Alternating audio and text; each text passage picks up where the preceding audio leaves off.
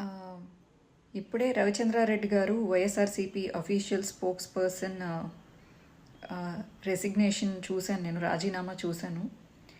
ఎందుకు చేశారు, అసలు మీ ప్రాబ్లమ్స్ ఏంటి, ఎందుకు అలా జరిగింది అని అడిగేంత అర్హత కానీ హక్కు కానీ లేకపోతే పార్టీలో నాకు స్థానం కానీ లేదు. కానీ ఇలా కొంచెం ఓపికతో ఉండండి, అన్నకి హెల్ప్గా ఉండండి.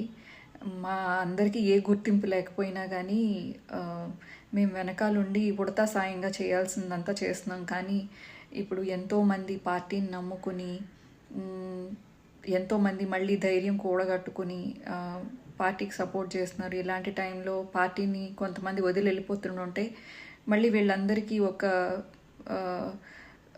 లైక్ ఎంకరేజ్మెంట్ తగ్గినట్టు అనిపిస్తూ ఉంటుంది. సో దయచేసి పార్టీకి సపోర్ట్గా అండగా ఉండాల్సిన టైంలో వదిలేసి వెళ్ళకండి అని చెప్పి అందరి తరపు నుంచి నేను విజ్ఞప్తి చేస్తున్నాను. దయచేసి పార్టీకి మీరు సైలెంట్గా ఉన్నా పర్వాలేదు, లేకపోతే మీరు యాక్టివ్గా లేకపోయినా పర్వాలేదు, కానీ రెసిగ్నేషన్స్ చేయడం ఏంటండి. ఎస్పెషలీ రవిచంద్రారెడ్డి గారి స్పీచెస్ అంటే నేను చాలా ఇంట్రెస్ట్గా చూస్తాను. ఎప్పుడు వావ్ ఈ పాయింట్ ఎంత బాగుంది అని చెప్పేసి నేను అనుకుంటూ ఉంటాను. నేను మాట్లాడట్లేదు, నేను ఏమీ చేయలేని స్థితిలో ఉన్నాను, కానీ పార్టీ అంటే అభిమానం అయితే మాకుంది.